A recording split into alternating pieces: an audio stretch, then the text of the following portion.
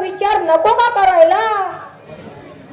मी मरतो बाहेर कामात आणि ती आराम करते घरात. माझी निघते बाहेर वरात आणि ती आपल्या चोऱ्या. वा वा वा वा. तुझ्या पोटाला करून घालत नव्हती घरची. अव म्हणून तर बोंबा मारतोय तिच्या नावानं. लग्न करून घरात आणली महाराणी आणि माझ्या डोळ्याचं काही थांबलं नाही पाणी. हे कुठली बुद्धी सुचली आणि या लग्नाच्या बंधात पडलो. लग्नाच्या वरातीत चांगला तरतर वाजला ताशा आणि माझ्या आयुष्याला झाला तमाशा. वराती बुडा उडवला दारू गोळा आणि जीवाचा करून घेतला थोडा मोळा. इतर वेळी तर मला वाजून काढते, पण बाळात कोणात तर तिचे नखरे वेगळे. तुला मुलं तरी किती रे? अव काय सांगू तुम्हाला माझी कर्मदशा. मला 3 मुलं झाली. मग मी बायकोला म्हटलं आता पुढची पोरं बंद.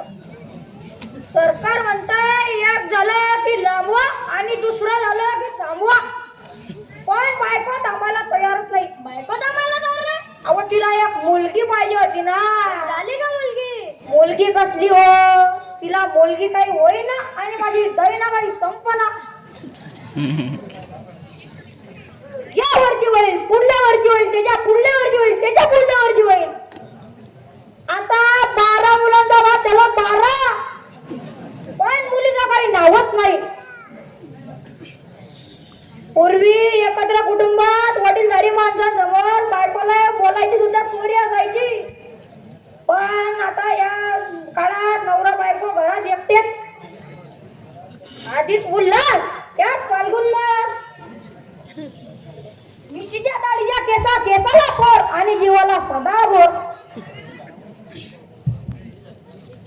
म्हणजे तू 12 मुलांचा बाप होय? होय, त्या 12 मुलांनी माझा संसार फाटका, मनाला लागलेला चटका.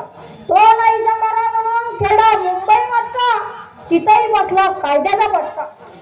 काय सांगू माईसाहेब तुम्हाला, माझ्या आयुष्याचा सगळा खेळ खंडोबा झालाय. दिवसभर काम करून घरी आलं की कार्ट्या